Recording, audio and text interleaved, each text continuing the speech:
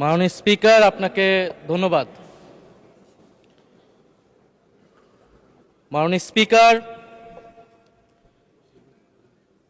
বক্তব্য ভেবেছিলাম শুরু করব অন্য বিষয় নিয়ে, কিন্তু আজকের অধিবেশনের দিনের আলোচনায় আমাদেরকে আরও বেশি অবাক করলেন মাননীয় অর্থমন্ত্রী। ফলে অর্থ সেক্টরের কিছু বক্তব্য দিয়ে আলোচনা শুরু করছি।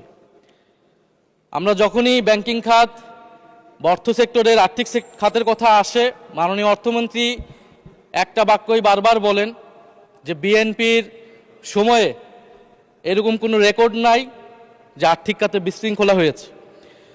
উনি কিছুক্ষণ আগে অস্বীকার করলেন যে বাংলাদেশ ব্যাংকের গভর্নর একটা রাজনৈতিক নিয়োগ, তাদের দলের নির্বাচন কমিটির সদস্য, এবং তিনি এটা অস্বীকার করলেন। আমি মাননীয় স্পিকার টিআইবির একটা তথ্য আপনাদেরকে দিচ্ছি।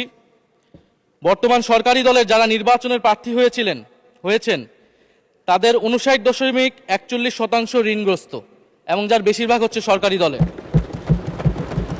সংসদ সদস্যদের 11,000 কোটি টাকার বেশি ঋণ রয়েছে, যার অধিকাংশই সরকারি দলের। এদের অধিকাংশই ঋণ খেলাপি ছিলেন, নির্বাচনের আগে কিছু টাকা ঋণ দিয়ে পুনঃতফসিল করে নিয়েছেন।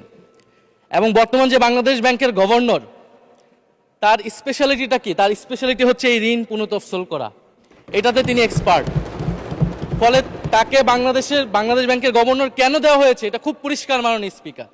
এই যে হাজার হাজার কোটি টাকার ঋণ, সেই ঋণগুলো যাতে ঋণ পুনঃতফসিল করতে পারে, সেই সুযোগ সুবিধাটা করে দেওয়ার জন্যই বাংলাদেশের ইতিহাসে প্রথমবারের মতো একজন ব্যবসায়ীকে বাংলাদেশ ব্যাংকের গভর্নর দেওয়া হয়েছে। ফলে জাতির সামনে এই জিনিসগুলো পরিষ্কার হয়েছে। এখন সামনের আর্থিক খাতে আরো নিয়োগ তারা কি বিবেচনায় দিবেন, এই জন্য আমরা তাদের উপর আর আস্থা রাখতে পারছি না মাননীয় স্পিকার। মাননীয় স্পিকার, রাষ্ট্রপতির উপর ধন্যবাদ জ্ঞাপন বক্তব্য। রাষ্ট্রপতির বক্তব্য আমি শুনিও নাই, পড়িও নাই, এবং সেই বক্তব্য দেওয়ার সুযোগ করে দেওয়াকে আমরা প্রত্যাখ্যান জানিয়েছিলাম। আমরা খুব স্পষ্টভাবে বলেছিলাম যে এই রাষ্ট্রপতি অপসারণ প্রয়োজন, তাকে গ্রেফতার করা প্রয়োজন। এই রাষ্ট্রপতির আর কোনো অধিকার নেই বঙ্গভবনে থাকার, এইখানে এসে বক্তব্য দেওয়ার।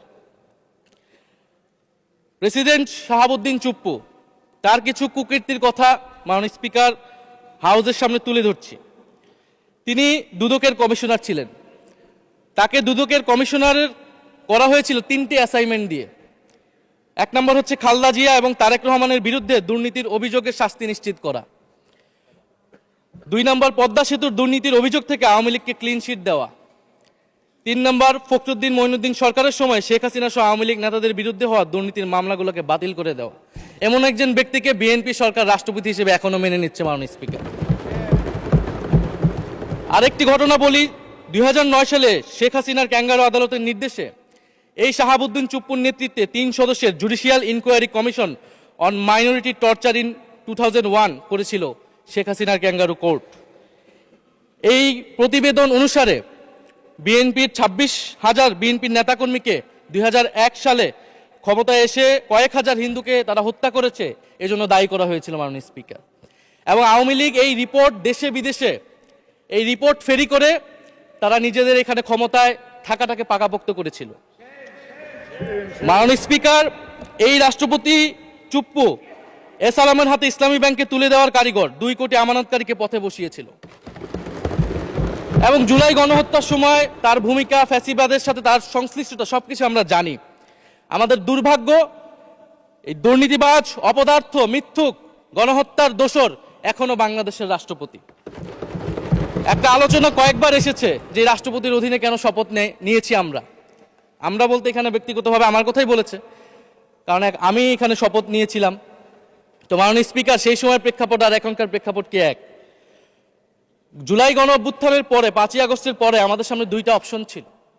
আমরা বলেছিলাম জাতীয় সরকার করতে হবে, সেই জাতীয় সরকারের প্রস্তাব বিএনপি নাকচ করে দিয়েছে।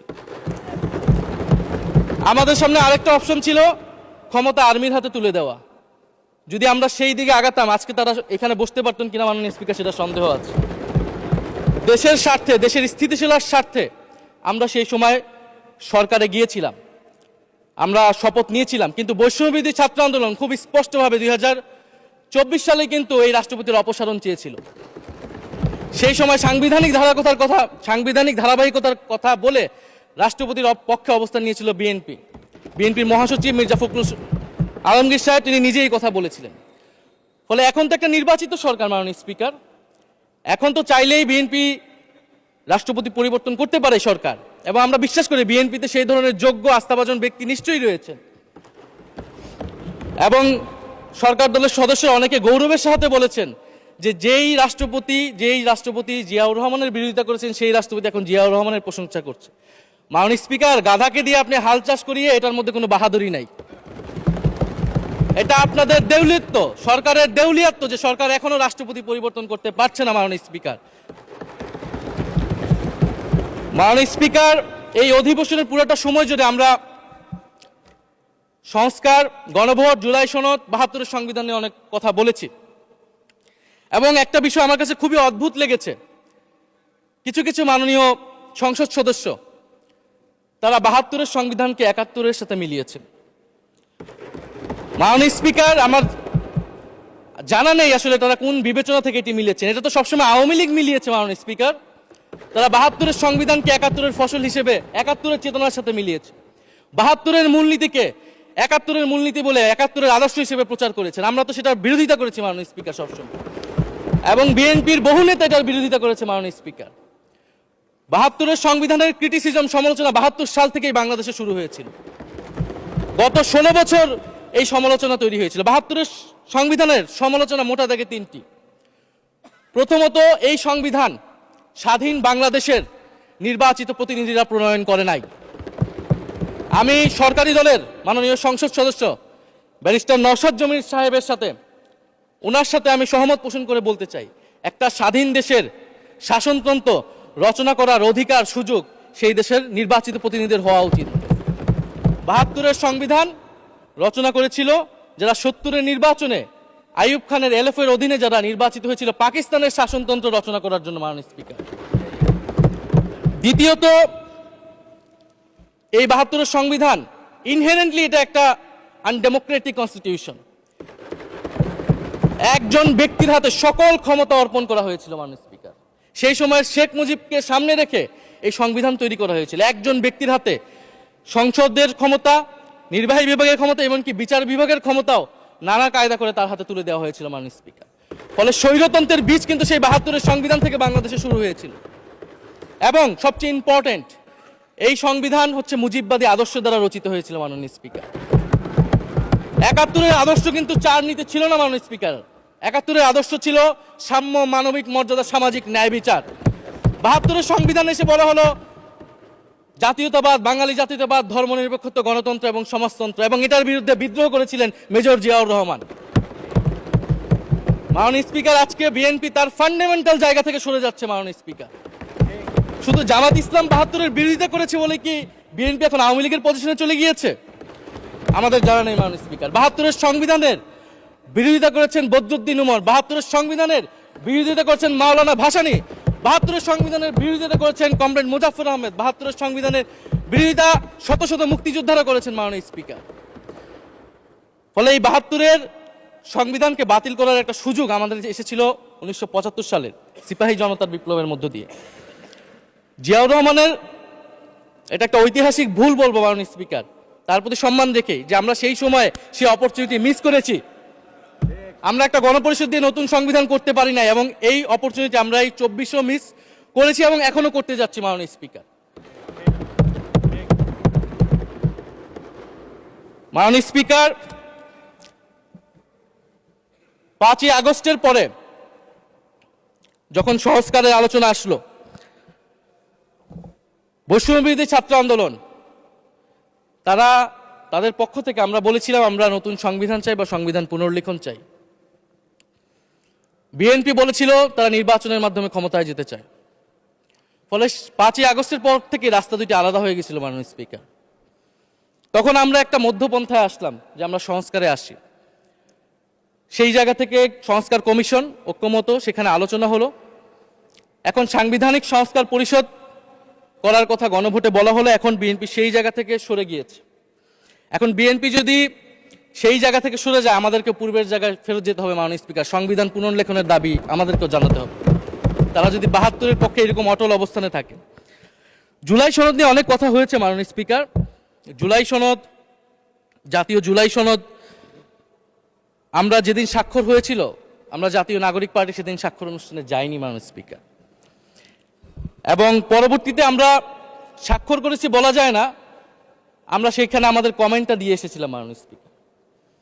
জুলাই জাতীয় সনদ, জুলাই গণ অভ্যুত্থানের পরবর্তীতে এত কষ্টের যে ফসলটাকে, সেইটাকে মাননীয় স্পিকার নোট অফ ডিসেন্ট দিয়ে সেটাকে কলুষিত করে ফেলা হয়েছে।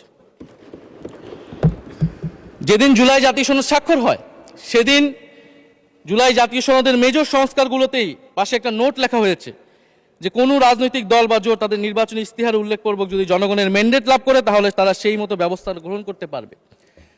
তাহলে যেই দল নির্বাচনে জয়ী হবে, তারা তাদের ইস্তেহার অনুযায়ী সবকিছু করবে মাননীয় স্পিকার। এটার জন্য ঐক্যমতের কোনো প্রয়োজন হয় না। আপনি যদি নির্বাচনে জিতে আপনার ইস্তেহার মতোই সবকিছু করবেন, তাহলে আপনার সাথে আমার কিসের ঐক্যমত, কিসের আলোচনা? এবং সেই নোটগুলো কিভাবে লেখানো হয়েছে, কিভাবে বল প্রয়োগ করে, শক্তি প্রয়োগ করে ঐক্যমত কমিশনকে চাপ দিয়ে লেখানো হয়েছে মাননীয় স্পিকার, এটা ঐক্যমত কমিশনের আমি মনে করি এখন বলার সুযোগ হয়ে এসেছে, সময় এসেছে। ফলে জুলাই জাতীয় সনদ কে আমরা একসেপ্ট সেই সময় করতে পারি নাই, এবং মাননীয় স্বরাষ্ট্রমন্ত্রীর ভাষাকে ধার করে আমি বলতে চাই যে জুলাই জাতীয় সনদ এক অন্তহীন প্রতারণার দলিলে পরিণত করেছে মাননীয় স্পিকার বিএনপি এটাকে। এবং ৭২-এর সংবিধানকে আওয়ামী লীগ দলীয় ইস্তেহারে পরিণত করেছিল, কলুষিত করেছিল, এবং জুলাই জাতীয় সনদকে বিএনপি কলুষিত করেছে, দলীয় ইস্তেহারে পরিণত করেছে মাননীয় স্পিকার। আপনি বলছেন জুলাই জাতীয় সনদ, তারপরে আপনি দেখাচ্ছেন হচ্ছে আমার দলীয় ইস্তিহার, তাহলে এখানে তো কোনো ঐক্যমতের সুযোগ নাই। এরপরে আসলো গণভোট। গণভোটের আদেশ নিয়ে সমালোচনা আছে, এবং এই সমালোচনা আমরাও করেছি যে রাষ্ট্রপতি এই ধরনের অর্ডার দিতে পারে কিনা। কিন্তু গণভোটটাকে সবাই মেনে একটা কনসেনসাসের ভিত্তিতেই তো আমরা এই গণভোটে সবাই মিলে অংশগ্রহণ করলাম মাননীয় স্পিকার। বিএনপি এবং তৎকালীন বিএনপির বর্তমান মাননীয় প্রধানমন্ত্রী এবং চেয়ারপারসন, তিনি নিজেও সংস্কারের পক্ষে, হ্যাঁ পক্ষে ভোটে প্রচারণা করেছেন। ফলে আপনাদের ইলেকশনের আগে এটা পরিষ্কার করা প্রয়োজন ছিল যে এই গণভোট আপনারা মানেন না, এই গণভোটে হ্যাঁ বা না জিতুক এটার সাথে আপনাদের কোনো সম্পর্ক নাই। ওনারা কিন্তু মাননীয় স্পিকার সেটা করেননি। ফলে জুলাই গণভোট এটা রাজনৈতিক সিদ্ধান্ত এবং গণরায়। মাননীয় স্বরাষ্ট্রমন্ত্রী তিনি নিজেই সেই সময় বলেছেন যে গণরায় হচ্ছে সার্বভৌম ক্ষমতা, জনগণের রায় আসলে সেটা সকলেই মেনে নিতে বাধ্য হবে, এমনকি যদি সেটার বিরুদ্ধেও কেউ বিজয়ী হয় তারাও সেটা মেনে নিতে বাধ্য হবে। ফলে আমরা মনে করি যে এই গণভোট অনুসারে যে সাংবিধানিক সংস্কার পরিষদ, অতি দ্রুত সময়ের মধ্যে সাংবিধানিক সংস্কার পরিষদ গঠন করা উচিত, এর সুরাহা করা উচিত। আমরা তো মাননীয় স্পিকার অনেক দূর সরে এসেছি, নতুন সংবিধানের জায়গা থেকে সরে আসতে আসতে আমরা কোথায় আসলাম? আমরা খুবই সামান্য কিছু দাবি এখানে এসেছে, জুলাই জাতীয় সনদ বা গণভোট যেটাই বলেন না কেন, যে একটা উচ্চকক্ষ হবে ভোটের অনুপাতে, তত্ত্বাবধায়ক সরকার হবে। এই তত্ত্বাবধায়ক সরকার নিয়েই তো এত ঝামেলা, গত 16 বছরের এত আন্দোলন। কিভাবে নিয়োগ হবে, এই নিয়োগটা আমাদেরকে জানতে হবে মাননীয় স্পিকার। নির্বাচন কমিশনার এবং সাংবিধানিক প্রতিষ্ঠানগুলোতে কিভাবে নিয়োগ হবে, একটা নির্দলীয় এবং গ্রহণযোগ্য নিয়োগ আমরা কিভাবে করতে পারি, যেটা দেশকে বিভাজিত করবে না, বিরোধী দলের উপরে বিরোধী দলের অধিকার ক্ষুণ্ণ করবে না, এবং সবচেয়ে গুরুত্বপূর্ণ বিচার বিভাগ পৃথকীকরণ মাননীয় স্পিকার। এগুলা আমরা 5ই আগস্টের পরে আসমান থেকে বলি না, এগুলা গত 16 বছর আলোচনা হয়েছে। বিএনপির 31 দফায় আলোচনা ছিল, আরো অনেক রাজনৈতিক দলের আলোচনাতে, সংস্কারের আলোচনা থেকে আমরা মাননীয় স্পিকার ধার করেছিলাম। হ্যাঁ, বিচার বিভাগ এই মুহূর্তে পৃথকীকরণ বা বিচার বিভাগের স্বাধীনতা নিয়ে কনসার্ন আছে, কারণ আওয়ামী লীগের নিয়োগকৃত অনেক বিচারক মাননীয় স্পিকার এখনো রয়ে গেছে বিচারালয়ে, যারা এই জামিনগুলো করিয়েছে ফ্যাসিস্টদের। কিন্তু সেটার একটা সুরাহা আপনারা করেন, আমরা সহযোগিতা করব, কিন্তু তারপরে তো বিচার বিভাগের স্বাধীনতা মাননীয় স্পিকার নিশ্চিত করতে হবে। গুম এবং মানবাধিকার অধ্যাদেশ বাতিল করলেন, আপনারা বলছেন ভালো আইন নিয়ে আসবেন, তো ভালো আইন যতক্ষণ পর্যন্ত আনতে পারছেন না ততক্ষণ পর্যন্ত মাননীয় স্পিকার আপনাদের সমালোচনাটা সহ্য করতে হবে। আপনারা ভালো আইন নিয়ে আসুন এবং অতি দ্রুত সময়ের মধ্যে নিয়ে আসুন, আমরা দেখি। মাননীয় স্পিকার, এই সংসদে, এই অধিবেশনে আরেকটি বিষয় বারবার এসেছে, সেটা হচ্ছে মুক্তিযুদ্ধ এবং জুলাই গণ অভ্যুত্থান। মুক্তিযুদ্ধকে মাননীয় স্পিকার আমরা শ্রদ্ধা করি।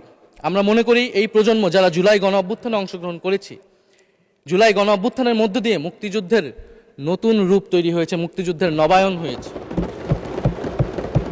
মাননীয় স্পিকার, ফলে মুক্তিযুদ্ধের সাথে জুলাই গণ অভ্যুত্থানের কোনো সাংঘর্ষিক অবস্থান নেই। আমরা বারবার বলেছি মুক্তিযুদ্ধ, জুলাই গণ অভ্যুত্থান হচ্ছে মুক্তিযুদ্ধেরই আরেকটি ধারাবাহিকতা।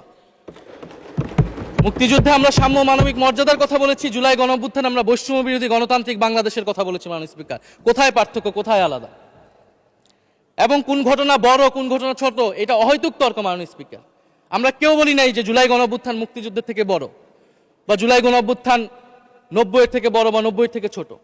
জুলাই গণ অভ্যুত্থান এক বিশেষ ঘটনা বাংলাদেশের ইতিহাসে, মুক্তিযুদ্ধ এক বিশেষ ঘটনা, মুক্তিযুদ্ধ বাংলাদেশের ফাউন্ডেশন। মাননীয় স্পিকার, এটার ব্যাপারে আমরা আনকম্প্রোমাইজেবল, এটা নিয়ে কোনো বিতর্কের কোনো সুযোগ নাই। তবে এই কথাটা ওনারাই বারবার বলে মুক্তিযুদ্ধকেও ছোট করতেছেন, জুলাই গণ অভ্যুত্থানকেও ছোট করতেছেন।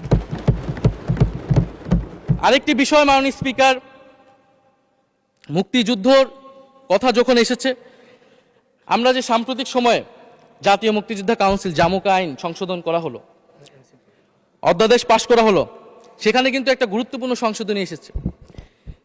মুক্তিযোদ্ধাদের সংজ্ঞা থেকে মুজিব বাহিনীকে বাদ দেওয়া হয়েছে মাননীয় স্পিকার। এবং আপনারা জানেন যে এই মুজিব বাহিনী, সেটাকে সংযুক্তির মাধ্যমে হাজার হাজার ছাত্রলীগের নেতাকর্মীকে মুক্তিযোদ্ধা সার্টিফিকেট দেওয়া হয়েছিল। মাননীয় স্পিকার, মুজিব বাহিনীর রোল কি ছিল এটা আপনারা এখানে যারা অভিজ্ঞ মাননীয় স্পিকার অনেক মুক্তিযোদ্ধা আছেন তারা ভালো করেই জানেন। মুজিব বাহিনী তৈরি হয়েছিল অন্তর্ঘাত তৈরি করার জন্য। তারা অস্ত্র হাতে দেশে পাকিস্তান বাহিনীর বিরুদ্ধে যুদ্ধ করে নাই, তারা দেশে ঢুকে মুক্তিযুদ্ধের আওয়ামী লীগ বারে অন্য যেই পক্ষগুলো রয়েছে তাদেরকে হত্যা করেছিল। মাননীয় স্পিকার, ফলে মুজিব বাহিনী কিন্তু কোনো মুক্তিযোদ্ধা না বর্তমান আইন অনুসারে। কিন্তু এখানে অনেক মুজিব বাহিনীর কিছু লোক আছেন, তারা নিজেদেরকে মুক্তিযোদ্ধা হিসেবে বারবার জাহির করছে। ফলে আমাদেরকে এই ফারাকটাও করতে হবে মাননীয় স্পিকার।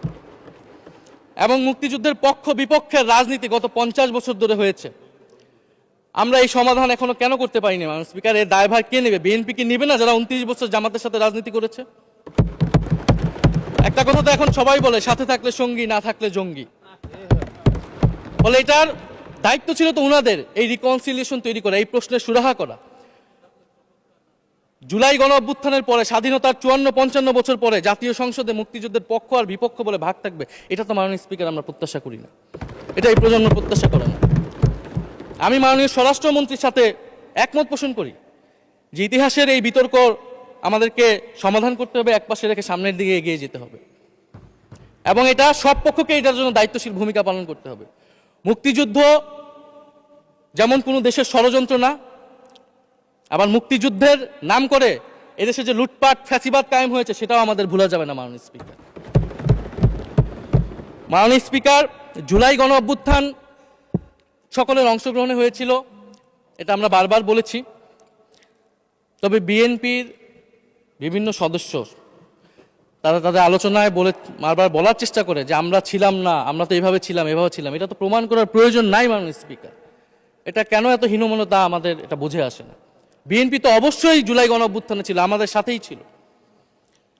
এবং সেই সময়ের একটা উক্তি বিএনপির মহাসচিব মির্জা ফখরুল ইসলাম আলমগীর, উনি বলেছিলেন যে এই আন্দোলনের সাথে আমাদের সম্পর্ক নাই, এটা ছাত্রদের আন্দোলন। তার ওই বক্তব্য সঠিক ছিল মাননীয় স্পিকার। তার উনার ওই সময়ে কৌশলগত অবস্থান এটাই সঠিক ছিল, উনি ওই সময় এই বক্তব্যই প্রয়োজন ছিল, এটা তো আমাদের কোনো দ্বিমত নাই। মাননীয় স্পিকার, আমাকে ডিজিএফআই, ডিবি, এসবি, বাংলাদেশের হেন কোনো গোয়েন্দা সংস্থা নাই যারা আমাকে ইন্টারগেশন করেছে, টর্চার করেছে, এবং একটা কথা বারবার বলানোর চেষ্টা করেছিল যে এই আন্দোলন বিএনপি জামাতের আন্দোলন, যারা আগুন লাগিয়েছে তারা বিএনপি জামাতের সন্ত্রাসী। এটা একবার তোমরা শুধু বলো। ডিবি অফিসের শেষ পর্যন্ত আমরা বাধ্য হয়েছি আন্দোলন স্থগিতের ঘোষণা দিতে, কিন্তু কখনো এই কথাটা মাননীয় স্পিকার আমরা বলিনি। ফ্যাসিবাদ বিরোধী রাজনৈতিক দলের নেতাকর্মীকে আমরা আন্দোলনের সময় থেকে এখন পর্যন্ত কখনো আমরা অস্বীকার করিনি। কিন্তু একটা জায়গা আমরা ফারাক করতে চাই, যে এই গণ অভ্যুত্থান কোনো দলীয় আন্দোলন নয়। 90-এর গণ অভ্যুত্থান, 69-এর গণ অভ্যুত্থান থেকে এই গণ অভ্যুত্থানের পার্থক্য রয়েছে মাননীয় স্পিকার। এই গণ অভ্যুত্থানে ফ্যাসিবাদ বিরোধী রাজনৈতিক দলের নেতাকর্মীরা নেতৃত্বে নয়, সামনে পিছনে ছিল মাননীয় স্পিকার। সামনে সাধারণ জনগণ ছিল, ছাত্ররা ছিল। ফলে সেই হিসেবেই এই গণ অভ্যুত্থানকে স্বীকৃতি দেওয়া উচিত। এখন যদি বলা হয় যে অমুকের নেতৃত্বে এই গণঅভ্যুত্থান হয়েছে, আমাদের লোকেরা এই গণঅভ্যুত্থান করেছে। এটা মাননীয় স্পিকার এই গণঅভ্যুত্থানের সাথে যারা সাধারণ মানুষ নেমেছিল, যারা শহীদ হয়েছে, তাদের সাথে মাননীয় স্পিকার বিশ্বাসঘাতকতা করা হবে। ফলে জুলাই গণঅভ্যুত্থানের সকলের অংশগ্রহণ ছিল। হ্যাঁ, আমাদের অনেক মতপার্থক্য। জুলাই গণঅভ্যুত্থানের পরে আমাদের রাস্তা আলাদা হয়ে গেছে আমরা মনে করি রাজনৈতিকভাবে, কিন্তু গণঅভ্যুত্থান আমরা একসাথেই করেছিলাম মাননীয় স্পিকার। এবং আমি দুইটা কোটেশন বলতে চাই মাননীয় স্পিকার। 7ই আগস্টে নয়াপল্টনের সমাবেশে জনাব তারেক রহমান ভার্চুয়ালি যুক্ত হয়ে বলেন, 1971 ছিল স্বাধীনতা অর্জনের আন্দোলন, আর 2024-এর আন্দোলন হলো সেই স্বাধীনতা ও সার্বভৌমত্ব রক্ষার আন্দোলন। এই আন্দোলনে অংশ নেওয়া প্রতিটি ছাত্র জনতা আজ থেকে নতুন দিনের মুক্তিযোদ্ধা। মাননীয় স্পিকার, মুক্তিযুদ্ধের সাথে আমরা তুলনা করছি এই জায়গা থেকে, কারণ আমাদের কাছে এটা প্রায় যুদ্ধ সময় একটা পরিস্থিতি ছিল। 6 আগস্ট বঙ্গভবনে আলোচনা শেষে ব্রিফিংয়ে মির্জা ফখরুল ইসলাম আলমগীর বলেন, ছাত্র জনতা বুকের রক্ত দিয়ে আমাদের নতুন এক সকাল উপহার দিয়েছে। বাংলাদেশ আজ দ্বিতীয়বার স্বাধীন হলো। এই স্বাধীনতা আমাদের রক্ত দিয়ে রক্ষা করতে হবে মাননীয় স্পিকার। আমরাও বলি রক্ত দিয়ে রক্ষা করতে হবে। মাননীয় স্পিকার, আমাকে একটু সময় বাড়িয়ে দিবেন। আমি যে সময়টা পেয়েছি এটা বিরোধী দলের কোটা থেকে, আমি আশা করব সরকারি দলের কোটা থেকে আমি আরো 10 মিনিট পাবো মাননীয় স্পিকার। মাননীয় চিফ হুইপ এবং সংসদ নেতা নিশ্চয়ই এটাতে সম্মতি দিবেন। মাননীয় স্পিকার, আমরা ভারত এবং পররাষ্ট্রনীতি নিয়ে কিছু কথা বলতে চাই। এই সরকার আসার পর একটা জিনিস বারবার আছে যে ভারতের সাথে সম্পর্ক উন্নয়ন, এবং মাননীয় পররাষ্ট্র মন্ত্রী যিনি আগের সরকারের নিরাপত্তা উপদেষ্টা, যার পদত্যাগ তৎকালীন বিএনপি চেয়েছিলেন, সেই পররাষ্ট্রমন্ত্রী ভারতে সফর করেছেন প্রথম, এবং তিনি যে বিবৃতি দিয়েছেন সেই বিবৃতি আমাদের কাছে স্পষ্ট না। আমরা কোন ভিত্তিতে ভারতের সাথে সম্পর্ক উন্নয়নের কথা বলছি? যেই ভিত্তিতে আওয়ামী লীগ উন্নয়নের কথা বলেছিল সেই ভিত্তিতে? ভারত বাংলাদেশকে 1971 সালের পর থেকে করদ রাজ্য পরিণত করার জন্য হেন চেষ্টা নেই যে করে নাই মাননীয় স্পিকার। সীমান্তে হত্যাকাণ্ড এখনো হচ্ছে, আমরা নদীর পানি হিস্সা পাচ্ছি না, এবং নতুন করে যেটা হচ্ছে যে বর্ডারে বাংলাদেশি বলে বিভিন্ন মানুষকে পুশ ইন করা হচ্ছে। 2025 সালে 2 মাসে 4000 মানুষকে বাংলাদেশে পুশ ইন করেছে ভারত, ইন্ডিয়ান এক্সপ্রেস অনুযায়ী। মাননীয় স্পিকার, এক ভয়ঙ্কর সংকট সামনের দিনে আমাদের দিকে কিন্তু আসতে যাচ্ছে। এবারে পশ্চিমবঙ্গের ইলেকশন হলো মাননীয় স্পিকার। নির্বাচনের কয়েকদিন আগে ভোটার তালিকা থেকে অন্তত 30 লক্ষ জীবিত ভোটারকে বাদ দেওয়া হয়েছে। এদের অধিকাংশ হচ্ছে মুসলিম এবং মতুয়া সম্প্রদায় মাননীয় স্পিকার। এবং এনআরসি তারা করেছে, বাংলাভাষী মুসলমানদেরকে তারা বাংলাদেশি বলে বিতাড়িত করছে এবং বাংলাদেশে পুশ ইন করার চেষ্টা করছে। এবং আমাদের যে ভারতের সাথে আগের সংকট রয়েছে, এবং গত 16 বছর যে ফ্যাসিজম ছিল সেটাকে আঞ্চলিক এবং আন্তর্জাতিকভাবে আওয়ামী লীগকে স্পষ্টভাবে সমর্থন দিয়েছিল ভারত।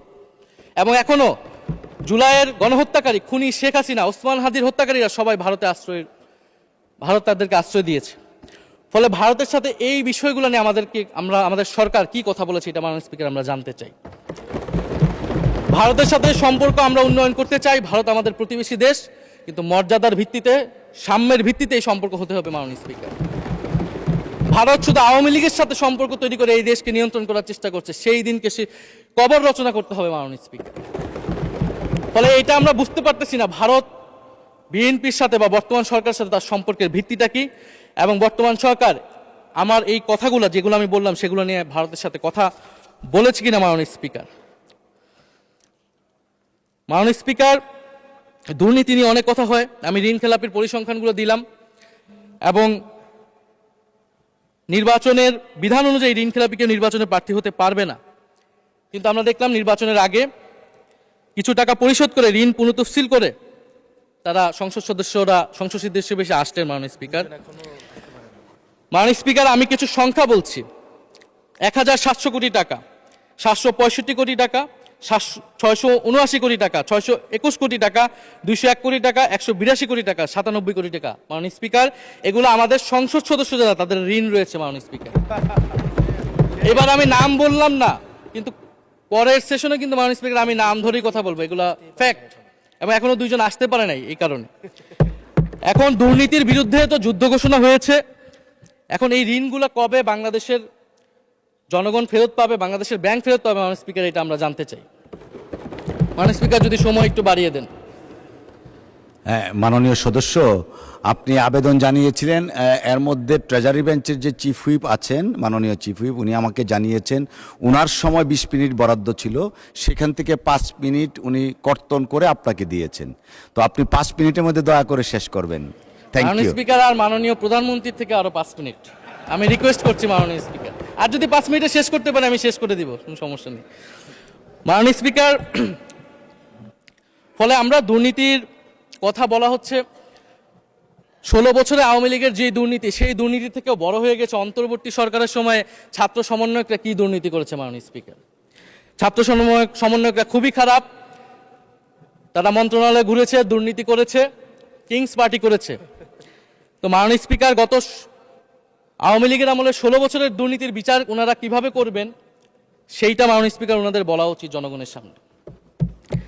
এবং আরও ভালো হয় যদি 2001 থেকে 6 সাল পর্যন্ত মাননীয় স্পিকার যে দুর্নীতির অভিযোগগুলো এসেছিল সেটারও একটা স্বচ্ছ তদন্ত মাননীয় স্পিকারের বর্তমান সরকার করে।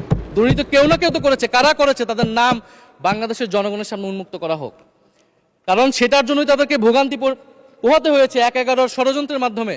বর্তমান প্রধানমন্ত্রী, তাকেও কিন্তু দুর্নীতির মিথ্যা অভিযোগ দিয়ে মাননীয় স্পিকার তার বিরুদ্ধে মামলা করা হয়েছিল। মাননীয় স্পিকার, মাননীয় স্বরাষ্ট্রমন্ত্রীর দৃষ্টি আকর্ষণ করছে, একটু আইন শৃঙ্খলা নিয়ে কথা বলি। 2 মাসে বিএনপির হাতে খুন হয়েছে 31 জন, ধর্ষণের ঘটনা ঘটেছে 14টি, বিএনপির চাঁদাবাজির খবর এসেছে 83টি, হামলার ঘটনা এসেছে 154টি, এর একটিতেও সরকার কার্যকর কোনো ব্যবস্থা গ্রহণ করেনি। মাননীয় স্পিকার, শাহবাগ থানার সামনে ঢাকা বিশ্ববিদ্যালয়ের সাংবাদিক সমিতির কয়েকজন সদস্যকে বেধড়ক মারধর করেছে ছাত্র দলের নেতাকর্মীরা, এবং এটার এখনো কোনো মামলা নেয়নি। মাননীয় স্বরাষ্ট্রমন্ত্রী যদি জানান এই মামলাটা কেন নেওয়া হচ্ছে না। থানার ভিতর প্রবেশ করে ওসির রুমে ডাকসুর 2 জন নির্বাচিত প্রতিনিধিদের উপর হামলা করা হয়েছে। মাননীয় স্পিকার, ঢাকা বিশ্ববিদ্যালয়ের সাংবাদিক সমিতি, মাননীয় স্পিকার আপনি জানেন আপনি ঢাকা বিশ্ববিদ্যালয়ের ছাত্র, মহসিন হলের, আমিও মহসিন হলের ছাত্র। মাননীয় স্পিকার, ঢাকা বিশ্ববিদ্যালয়ের সাংবাদিক সমিতির একটা বড় ভূমিকা আছে বাংলাদেশের গণতান্ত্রিক আন্দোলনগুলোতে, আমাদের বিশ্ববিদ্যালয়ের গণতান্ত্রিক আন্দোলনগুলোতে। মাননীয় স্পিকার, মাজার হামলা নিয়ে কিছু কথা বলতে চাই। এই সরকারের আমলেও আমরা দেখলাম যে কুষ্টিয়ায় মাজারে হামলা করে একজনকে হত্যা করা হয়েছে। মাননীয় স্পিকার, এটা আমরা নিন্দা এবং প্রতিবাদ জানাই। আমরা কোনো ধর্মীয় বিতর্কে ঢুকবো না, সেটা নিয়ে আমাদের আলেম ওলামাগণ ব্যাখ্যা করবেন, কিন্তু আমরা রুল অফ ল নিয়ে কথা বলতে চাই। মাননীয় স্পিকার, এই ধরনের ঘটনা কোনোভাবেই গ্রহণযোগ্য হতে পারে না, এবং অন্তর্বর্তী সরকারের সময় এই ধরনের ঘটনা অনেক ঘটেছে, আমরা তারও নিন্দা জানাই, এবং সকল ঘটনার তদন্ত এবং বিচার হওয়া উচিত মাননীয় স্পিকার এই সময়ের মধ্যে। মাননীয় স্পিকার, জঙ্গিবাদ নিয়ে নতুন করে কথা আসছে, সরকারের প্রতি অনুরোধ থাকবে আপনারা একটু সমন্বয় করে বক্তব্য দিন। স্বরাষ্ট্রমন্ত্রী বলছেন জঙ্গিবাদ নেই, আবার মাননীয় প্রধানমন্ত্রীর উপদেষ্টা বলছেন জঙ্গিবাদ আছে, জঙ্গি আছে। তো ওনাদের বক্তব্যটা পরিষ্কার হলে আমরাও এই বিষয়ে আমাদের অবস্থান বা বক্তব্যটা পরিষ্কার করতে পারবো। তবে একটা জিনিস, যে জঙ্গিবাদের বিরুদ্ধে আমাদের জিরো টলারেন্স। মাননীয় স্পিকার, এটা বাংলাদেশের সিকিউরিটি প্রশ্ন, এবং এটা সরকার এককভাবে ডিল করতে পারবে না, এটা জাতীয় ঐক্য লাগবে, এবং সরকারকে আমরা সর্বাত্মকভাবে সহযোগিতা করবো এই বিষয়ে। তবে বিগত আমলের মতো এবং ওয়ারেন্ট টেররের প্রজেক্ট হিসেবে যাতে বাংলাদেশে কোনো জঙ্গিবাদের নাটক না হয় মাননীয় স্পিকার, এটাও আমাদের মাথায় রাখবে। মাননীয় স্পিকার, আমাদের দেশের প্রধান একটা জনগোষ্ঠী হচ্ছে কৃষক, আমরা সবাই কৃষক পরিবারের সন্তান। সরকার কৃষি কার্ড দিচ্ছে, এটা সরকারকে সাধুবাদ জানাই। তবে সরকার গত বছরের যে দামে কৃষক থেকে ধান এবং চাল কিনেছে, এই বছর ঠিক একই দামে কৃষক থেকে ধান কিনছে, এটার ফলে কৃষকদের কিন্তু মাননীয় স্পিকার লোকসান হচ্ছে। ডিজেলের দাম বৃদ্ধি হয়েছে, সেচ খরচ, সার, বীজ, শ্রমিক মজুরি সব মিলিয়ে মাননীয় স্পিকার বড় মৌসুমে ধানের উৎপাদন খরচ উল্লেখযোগ্যভাবে বেড়েছে। একদিকে কৃষি কার্ড দিবেন, আরেকদিকে ধানের ন্যায্য মূল্য আপনারা কৃষককে দিবেন না, এটা মাননীয় স্পিকার কোনো সমাধান বলে আমরা মনে করি না। মাননীয় স্পিকার, আমরা জুলাই গণহত্যার বিচার নিয়ে মাননীয় আইনমন্ত্রীকে এখন পর্যন্ত কোনো ব্রিফিং মাননীয় সংসদে করতে শুনি নাই, হয়তো আমার মিস হয়ে যেতে পারে। আমরা আশা করব উনি প্রতি অধিবেশনে সংসদে এবং সংসদের বাইরে আমাদের ট্রাইব্যুনালের চিফ প্রসিকিউটর আছেন, মাননীয় আইনমন্ত্রীর থেকেও আমরা জুলাই গণহত্যার বিচার প্রক্রিয়া কতটুকু আগাচ্ছে, কিভাবে আগাচ্ছে, এটা নিয়ে আমরা স্বচ্ছ বক্তব্য ওনাদের কাছ থেকে, সরকারের কাছ থেকে মাননীয় স্পিকার আশা করি। আমরা আশা করি মাননীয় স্পিকার, যে জুলাই যারা শহীদ হয়েছিলেন, শহীদ পরিবারদের যে সকল সুযোগ সুবিধা দেওয়া হয়েছিল অন্তর্বর্তী সরকার থেকে, সেই সব কিছু অব্যাহত থাকবে, এবং বর্তমান সরকার সেটা আরও বৃদ্ধি করবে মাননীয় স্পিকার, শহীদ পরিবার এবং আহত যোদ্ধাদের জন্য। মাননীয় স্পিকার আর 2 মিনিট যদি বৃদ্ধি করতেন আমি শেষ করে দেব 2 মিনিট। জি, 2 মিনিট বৃদ্ধি করা হলো। মাননীয় স্পিকার, আমরা এই জুলাই গণ অভ্যুত্থানে এই প্রজন্ম কর্মসংস্থানের বড় একটা দাবি নিয়ে কিন্তু মাননীয় স্পিকার চাকরির আন্দোলন থেকে আন্দোলনটা শুরু হয়েছিল। ফলে আমরা আশা করব এই সরকারের সময় কর্মসংস্থানের সুরাহা হবে এবং সেটার জন্য আর্থিক খাতে দুর্নীতি বন্ধ করতে হবে, বিনিয়োগ আনতে হবে এবং চাকরিতে স্বজনপ্রীতি, দুর্নীতি এগুলো একদম বন্ধ করতে হবে মাননীয় স্পিকার, সরকারি চাকরিতে বিশেষত। মাননীয় স্পিকার, একটা বিষয় যে সরকার এখন বলে দিচ্ছে যে বিরোধী দল কিভাবে কথা বলবে, কিভাবে বিরোধিতা করবে এবং বিরোধী দলের পতনও হয়ে যাবে, এরকম কথা মাননীয় স্পিকার সংসদে আমাদের শুনতে হচ্ছে। তো বিরোধী দল তো মাননীয় স্পিকার সরকারের প্রেসক্রিপশন অনুযায়ী বিরোধিতা করবে না, সরকারের শিখিয়ে দেওয়ার প্রয়োজন নাই কিভাবে কথা বলবে, কিভাবে বিরোধিতা করবে। বিরোধী দল বিরোধিতা করবে, সমালোচনা করবে, জনগণ এটা ঠিক করবে বিরোধী দলকে কতটুকু সমর্থন দিবে কি দিবে না। এবং বিরোধী দলের রাজনীতি মাননীয় স্পিকার বিএনপি করেছে, আমরা দেখেছি, তখন ছোট ছিলাম। মাননীয় স্পিকার, আমি যখন ইন্টারমিডিয়েটে পড়ি খালেদা জিয়া তখন গ্রেফতার হন এবং তার পরের দিন আমার বাবা রাজনৈতিক মামলায় গ্রেফতার হন। আমার মা আমাকে নিয়ে থানায়, কোর্টে এবং কারাগারে আমি আমার মায়ের সাথে ঘুরেছি মাননীয় স্পিকার। আমি জানি আমার এই অভিজ্ঞতা বাংলাদেশের লাখ লাখ মানুষের, ফ্যাসিবাদ বিরোধী আন্দোলন, রাজনৈতিক কর্মী যারা রয়েছে তাদের সকলের একই অভিজ্ঞতা মাননীয় স্পিকার। মাননীয় স্পিকার, সেই অভিজ্ঞতা থেকেই বিশ্ববিদ্যালয়ে যখন এসেছি প্রথম মনে হয়েছে যে এই প্রজন্ম হিসেবে আমাদের একটা দায়বদ্ধতা আছে। আমার সামনে একজন স্বৈর শাসক থাকবে, বাংলাদেশের একজন ছাত্র হিসেবে আমি এটা মেনে নিতে পারিনি মাননীয় স্পিকার প্রথম বর্ষ থেকে। সেই জায়গা থেকে কাজ করেছি জুলাই গণ অভ্যুত্থানে। মাননীয় স্পিকার, আমি আমার এলাকা নিয়ে শুধু শেষ করব, সবাই যেহেতু এলাকা নিয়ে কথা বলে প্রথম আসলে, আমি মাননীয় প্রধানমন্ত্রীর প্রতিবেশী, ঢাকা 17-এর প্রতিবেশী হচ্ছে ঢাকা 11 মাননীয় স্পিকার। সংসদে সরকার দল এবং বিরোধী দলের যেই পরিমাণ বৈষম্য, ঢাকা 17 এবং ঢাকা 11-এর একই পরিমাণ মাননীয় স্পিকার বৈষম্য। ফলে উনি যাতে এই বৈষম্য দূর করেন এবং ঢাকা 11-র জন্য যদি মাননীয় সদস্য 2 মিনিট চেয়েছিলেন, শেষ হয়ে গেছে। আর 2 মিনিট দেওয়া হলো, 2 মিনিটের মধ্যে শেষ করে ফেলেন প্লিজ। স্পিকার, ধন্যবাদ আপনাকে। ফলে এই বৈষম্য উনি সংসদেও দূর করবেন, সংসদেও দূর হবে এবং আমার এলাকাও সেই উন্নয়ন কার্যক্রম হবে। ঢাকা 11 এই গণ অভ্যুত্থানের অন্যতম হট স্পট ছিল রামপুরা, বাড্ডা, ভাটারা এলাকা মাননীয় স্পিকার, যেখানে অনেক প্রাইভেট বিশ্ববিদ্যালয়, মাদ্রাসা, তারা সকলে এসে কিন্তু ফ্যাসিস্টদেরকে প্রতিহত করেছিল এবং এই অত্র এলাকার নানান সমস্যা। তো সরকারের জায়গা থেকে আমি আশা করব, আমি হয়তো অনেক সমালোচনা করতে পারি, অনেক ভুল ত্রুটি থাকতে পারে, যেহেতু নতুন এসেছি কথা বলছি। তো সেই জায়গা থেকে যাতে আমার এলাকার প্রতি কোনো বিরূপ মনোভাব না থাকে, কোনো বৈষম্য যাতে না হয় মাননীয় স্পিকার। আপাতত ওনারা ওইখানকার যিনি পরাজিত প্রার্থী তাদেরকে দিয়ে বিভিন্ন উন্নয়ন কার্যক্রম করছে প্রশাসক, এই সিটি কর্পোরেশনের প্রশাসক। তা আমার ক্রেডিটের দরকার নাই, কিন্তু উন্নয়ন হলেই মাননীয় স্পিকার চলবে। মাননীয় স্পিকার, আমি সর্বশেষ বলতে চাই, এই প্রথম অধিবেশনে বিশ্ববিদ্যালয় জীবনে ঢাকা বিশ্ববিদ্যালয়ের অনেক স্বপ্ন নিয়ে গিয়েছিলাম। প্রথম মাসে মাননীয় স্পিকার হতাশ হয়েছিলাম যখন দেখেছি হলের সিস্টেম, যখন দেখেছি বিশ্ববিদ্যালয়ের সিস্টেম এবং এই সংসদে মাননীয় স্পিকার প্রথম অধিবেশনে আমি অনেক হতাশ হয়েছি। সরকারি দলের সদস্যরা যেভাবে স্তুতি করেছে, যেভাবে সংবিধান সংস্কার পরিষদকে বাতিল করে দেওয়া হয়েছে, যেভাবে গণভোটকে অস্বীকার করেছে, মাননীয় স্পিকার আমি আশা করব আমাদের এই হতাশা অতি দ্রুতই শেষ হবে এবং আমরা যেই কমিটমেন্ট জনগণের কাছে করেছি সেই সকল প্রতিশ্রুতি আমরা রক্ষা করে সামনের দিকে এগিয়ে যেতে পারবো। মাননীয় স্পিকার, আপনাকে ধন্যবাদ, এই হাউসের সকলকে ধন্যবাদ মাননীয় স্পিকার।